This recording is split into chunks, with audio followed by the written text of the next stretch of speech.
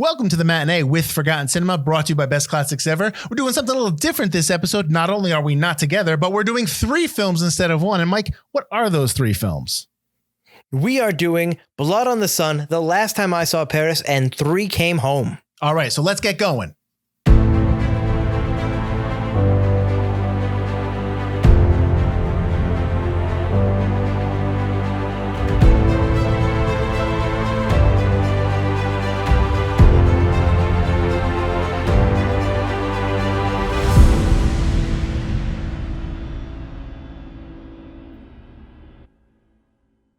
Blood on the Sun, directed by Frank Lloyd, who did Mutiny on the Bounty, starring James Cagney, everyone should know him, and Sylvia Sidney. While working for a newspaper in Tokyo, reporter Nick Condon publishes a story exposing the Japanese government's imperialist plans. When government officers seize the newspaper, Nick finds himself at the center of a cover-up led by ruthless Premier Tanaka. After being assaulted by Colonel Tojo and Captain Oshima, Nick goes on the lam, meets a mysterious woman, and has a dramatic confrontation on his way to the American embassy. All right, Blood on the Sun, Butler. Now, the first thing I want to start off here is that the first note I read for this was that James Cagney was doing all his own judo stunts. But what I noticed was that James Cagney was just flipping people over his shoulder. It was still pretty cool. I was like, oh, wow, they're really flipping each other. That fight at the end is just flip after flip after flip. And he hit some hard stuff. I was like, oh, but I also noticed some Captain Kirk chops in there, which I love. Well, that's the thing. At the fight at the end, like it just turned into a brawl. He just started throwing haymakers. Like, it was like nonstop. Right. It was classic Cagney. Jab, jab, jab. What else did you like about this film? I liked that it was so close to World War II, but it was still kind of like an alternate take on what could have been. Well, it's pre-war. Yeah. It's pre-war. Obviously, these plans could have stopped the invasion of Pearl Harbor. It could have halted the Japanese's plans for World War II in general. And it's so close to after World War II. And it's like, they could have stopped this, but this happened. It was such an interesting alternate reality kind of take done so long ago that I was kind of into that. Did you read about they call him Tanaka in this movie. Tanaka, yeah. I don't know why it's not Tanaka, but regardless, I'm pretty sure it's Tanaka. Yeah. Yeah. I was wondering if that was just kind of like American. We don't really know. So, but anyways, the idea of the papers and the history about how they were really fabricated by the Chinese in order to make people not like the Japanese. It was very interesting. Like that whole relationship, like you talked about, between China and Japan, just how they don't like each other and how they're trying to subvert each other. And just, I agree with you. I thought that was really fascinating. And the papers in and of itself were fascinating as well. And so it was almost, I mean, I guess I do appreciate a film that gives me some kind of a history lesson, albeit one through the lens of a film camera. So obviously stuff has changed. Right. But I was really into that part of the story. And I also like the film, though. It felt like a very film noirish type film. And I think setting it in Japan also felt that as well. In terms of just kind of like the set design and the set decoration and all that. I thought that added to that noir aspect a little bit, like that mystery a little bit. I also like the idea of the reporters being kind of heroes in stories. I like the idea of like the truth has to come out and they're the ones fighting for it, which is classic for like the time period of like the 20s to like through the 40s and 50s is like, and somewhat the 60s is reporters getting at the truth, being the heroes by risking everything to get the truth out. I think that's really cool. Yeah, no, 100%. Yeah, no, I haven't watched a lot of James Cagney films. I've seen bits and pieces, obviously everyone White Heat and all that stuff. But so I've not followed Cagney's career too much. What do you think of Cagney in this film? I liked him. I liked him as a good guy kind of reporter. It's a different kind of role. He's a little less hard nosed, although obviously he knows judo and how to fight, which is classic, like you said, classic Cagney. It's like he's a reporter, but he still kicks some butt. Yeah, but I thought he was good. I thought he was well cast because it's not your typical kind of leading man reporter kind of role. Like he's not your Clark Kent type guy. Next up, we got The Last Time I Saw Paris, and that's me. Here we go. The Last Time I Saw Paris. This was directed by Richard Brooks, who's done Cat on a Hot Tin Roof and the 1967 In Cold Blood, and stars Elizabeth Taylor, Van Johnson, Donna Reed, Ava Gabor, and Roger Moore. I know Butler likes that. Based on the F. Scott Fitzgerald short story, Babylon Revisited, reporter Charles Willis is in Paris to cover the end of World War II. He falls for the beautiful Helen Ellsworth. They marry and settle down in Paris, where Charles pursues his novelistic ambition while supporting his new bride with a deadening job at a newspaper wire service. But when an old investment suddenly makes the family wealthy, their marriage begins to unravel until tragedy changes everything. All right, Field. Great synopsis. Thank you. So last time I saw Paris, I didn't know until I was reading the notes, but it's based on an F. Scott Fitzgerald story. Like you said, it's very much an F. Scott Fitzgerald story. Like just like from the very beginning, just the like you had mentioned off air, the unlikable characters, that kind of ennui that they all have, that kind of I don't know what I'm doing. I can't, I'm a writer who's struggling. It's very much depressing in a way. It's very tough to root for them once they start openly hating each other throughout the film when they get older. I know the synopsis talks about how they get money, and that money is what kind of their marriage unravels because of that money. But that's not true, because it was already on the skids. And just the openness of flirting with other women and other men, and in full view of each other. You're right. I mean, the same thing that happened to you when I was watching the film, I was getting upset because I'm like, why are they just, I don't like these characters. And then I read the thing about the short story about F. Scott Fitzgerald. And I'm like, now I understand. And that's fine. I mean, and the characters creating that visceral reaction doesn't necessarily make the movie bad. It just makes it normally when anyone watches a film, you always want to root for the leads. You want to root for the people that you're watching. And then when you don't realize that that's not really that kind of story, you kind of have to like view the film in a different way. I will say this, that I thought Elizabeth Taylor was really good in this movie. I thought she carried the film quite a bit. Oh, I did as well. She was a very interesting, more carefree kind of character who kind of has a different kind of outlook than most characters that you see, where they go from kind of straight laced and a little too stuck up to becoming super carefree and like laissez-faire. And she kind of has the opposite. The more money she gets, the more serious and sophisticated and kind of, you got to grow up in a way. She becomes the adult, whereas he kind of digresses into this, like you said, unlikable person. Not that he was super likable to begin with, because you didn't really know much about them.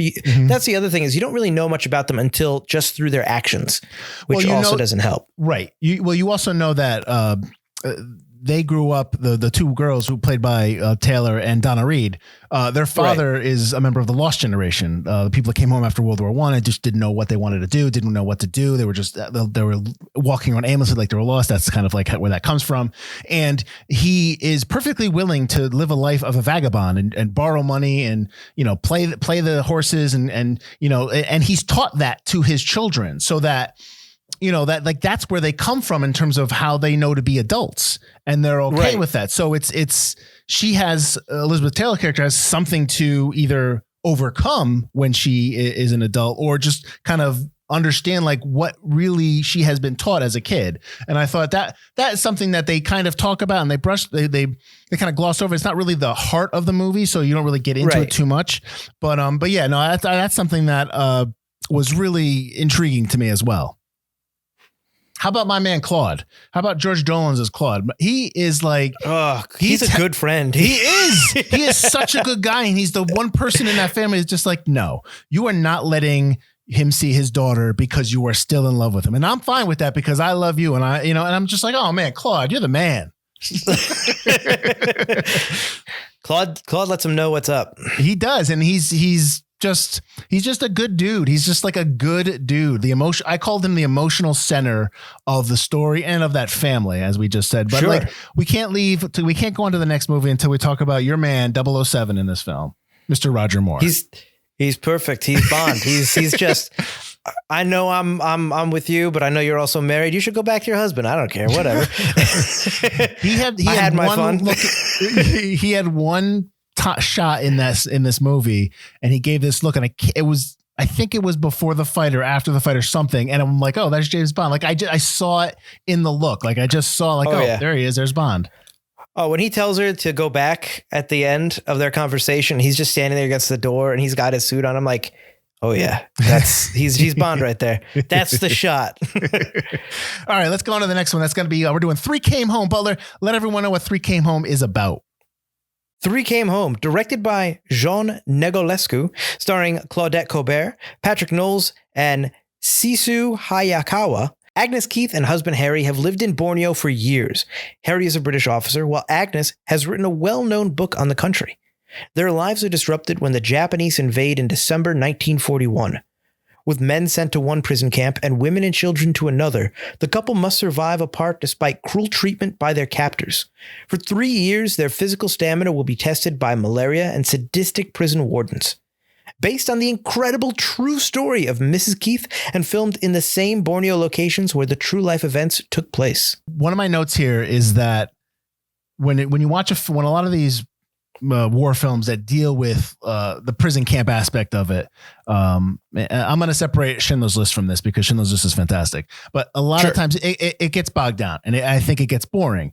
I was not bored at all in this film. I don't know what it was, but maybe it was Claudette Colbert's performance because she was amazing, but I was 100% into this film and just, I don't know how you felt, but it didn't feel long at all to me. I think that it just moved. It was just, here's one instance, here's another instance, here's another. It doesn't get bogged down by, here's what happened, here's why. Now let's have a conversation about it and go 3 weeks later. It's just cut. You're just there to know that now we're at another scene. Now we're at another time. And you get a couple of voiceovers as well that let you know the passage of time has happened. But yeah, absolutely. It doesn't bog it down. It's quick. And now here's 2 months later. It's just, incident after incident after incident. The film goes, it moves. They're all harrowing. The performances are fantastic. And I think that having Asian actors, I mean, this is another thing when we talked about Blood on the Sun, it's, white guys and white women playing Asian roles. Here you actually get the actual, Asian actors playing Asian characters, which I think works. And I think that Hayakawa at the end, whole scene at the end is devastating. What the scene when he tells how his family moved to Hiroshima and then he talks about it. That whole scene. That scene is like, oh man, just what he says. Yeah. But when he invites the kids to the feast at the end, after they're eating from, who knows, like an oil can, and he goes, let's go have a feast. And they're all eating and picking flowers and he just breaks down because he was never really the villain. He was a person put in the situation. And I thought that was also an interesting way to show a character, especially at a time when this movie was filmed and with what happened to her during the film, Mrs. Keith. It's just a really moving, emotional kind of scene. Yeah, the fact that it's a true story, it's based on a true story is amazing. The fact that they went and shot, I think the second unit shot plates where they all this stuff took place. So I don't want to say that the actors and actresses were there, but I know they went there and shot matte plates and painting plates and stuff like that. I agree with you. The pacing is fantastic. I think that's 100% why we both did not get bored watching this film. The Hayakawa is fantastic. The relationship between Colonel Suga, who he plays, and Agnes Keith, Claudette Colbert's character, was extremely interesting and fascinating. And it was just, I think with older films, a lot of times, when people watch older films, sometimes you can watch films that they do get a little, I don't want to say actorly, but Hollywood, maybe, it's not genuine. There was nothing disingenuous about this film in terms of the acting and the character work. I thought it was fantastic. And I was heartbroken when he talked about the story about how he moved his family. And I knew it was coming. I talked about they moved their family from Tokyo because of Doolittle's raid, because they wanted to be safe, and they moved him to another city. And then when I knew it was coming, I knew Hiroshima was coming. I was just like, oh, that's terrible. One thing I want to talk about, and I want to talk about the Australians trying to climb the fence. Why did they think they could just climb the fence? And did they not understand the danger, where they were? Apparently not. They didn't take it seriously, I guess. I did not. Worker camp, whatever. They're not really prisoners. We're going to go over this thing. So, when they got shot, I was just like, I don't know what you expected to happen here, man. No, of course that was what was going to happen. Exactly. I was more afraid for the ladies. The guys, they got not what was coming to them, but come on. Yeah. It's a barbed wire fence for a reason, guys. You're at war. Did not get that at all. All right. So those are our 3 films. Butler, I know that we've just spent a few moments talking about each of them. And maybe people don't know who we are. Why don't you let everyone know who we are and what we do? We are Forgotten Cinema, a podcast about forgotten films that seem to be forgotten by audiences, whether that be because a more popular movie was released at the same time or the film simply didn't catch on with an audience in its initial run. We'll discuss what we love about it, maybe sometimes don't love about it, but we always recommend you revisit it. You can find Forgotten Cinema at ForgottenCinemaPodcast.com or ForgottenEntertainment.com and wherever you can find your podcasts. Awesome. So you can find this show, The Matinee, at bestclassicsever.com in the Hollywood Canteen section. And on the Plex app, this is our episode number 12. We have 11 others that you can check out. So hopefully we'll see you there. We'll see you next time on The Matinee with Forgotten Cinema, brought to you by Best Classics Ever.